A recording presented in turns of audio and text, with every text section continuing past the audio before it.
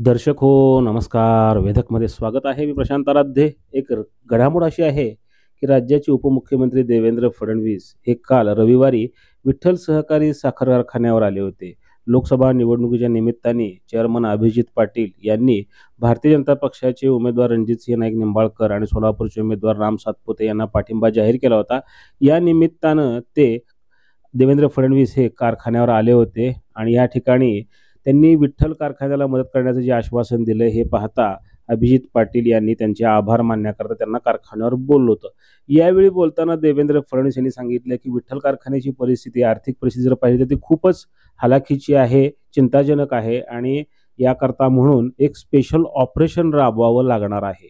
हे कसलं ऑपरेशन आता फडणवीस राबवणार आहेत? कारण त्यांचा एक तो इशारा होता, कदाचित मागच्या संचालक मंडळाला तो इशारा असावा असं मानलं जातंय. कारण तत्पूर्वीच अभिजित पाटील यांनी आपल्या भाषणामध्ये सांगितलं होतं की 2019 मध्ये कारखान्याला जवळपास 200 कोटींचं कर्ज मिळालं, मात्र यातून एक नटही बदलला गेला नाही आणि 5-5 कोटी रुपये कॅशनी विड्रॉल झालेले आहेत आणि यामुळेच हा गलथान कारभार होता, भ्रष्टाचार होता असं त्यांनी थेट आरोप केला होता. आणि तोच धागा पकडून देवेंद्र फडणवीस यांनी आपल्या भाषणामध्ये अभिजित पाटील यांना सांगितले की कारखान्याला मी ह्या सर्व परिस्थितीतून बाहेर काढतो आणि त्याकरता मला स्पेशल ऑपरेशन राबवावं लागणार आहे, स्पेशल ऑपरेशन करावं लागणार आहे आणि ते काय करायचं तुम्हाला मला माहिती आहे. त्यामुळं हा इशारा कोणाला होता ही चर्चा सोलापूर जिल्ह्यासह महाराष्ट्रात सुरू आहे. कारण या कारखान्याची आर्थिक परिस्थिती अशी होण्याकरता कोण जबाबदार आहे याचं ऑपरेशन फडणवीस करणार आहेत का? काही अजून त्यांच्या मनामध्ये काही वेगळं आहे, त्याच्यामुळे काही राजकीय आहे का, याचा सध्या शोध इथली लोक घेत आहेत.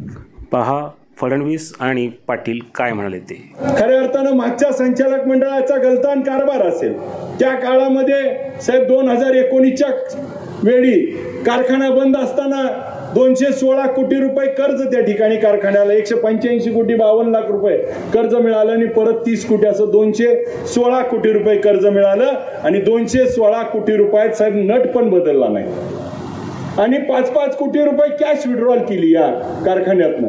आज त्या ठिकाणी सगळा भ्रष्टाचार झाला आणि आम्हा त्या ठिकाणी या कारखान्याला वरबडून खाल्लं आणि म्हणून कारखाना त्या ठिकाणी अडचणीत आला आणि त्या काळामध्ये बंद पडला. निस्ता बंद पडला नव्हता साहेब, तर बंद पडताना शेतकऱ्याची 30 ते 35 कोटी रुपयाची ऊसाची बिलं थकवून चेअरमन नॉट रिचेबल होऊन पळून गेला होता आणि मग त्या ठिकाणी शेतकरी कारखान्याला पूर्ण अडचणीतून बाहेर आणण्याचा शब्द आज या ठिकाणी देतो. हे जे 400 कोटी रुपयाचं कर्ज, मग कर्जावर व्याज, व्याजावर व्याज. अभिजित पाटील, तुम्ही किती मेहनत केली तरी कंबर मोडेल पण यातनं बाहेर निघू शकत नाही. याच्याकरता वेगळं ऑपरेशनच करावं लागेल आणि ते ऑपरेशन कसं करायचं ते तुम्हाला माहिती आहे, मला माहिती आहे आणि बापूलाही थोडं थोडं माहिती आहे. बापू एवढा कलाकार माणूस आहे, पिठाची गिरडी नाही म्हणून सांगतात आणि सर्व साखर कारखानदारांना मागे पुढे फिरवतात.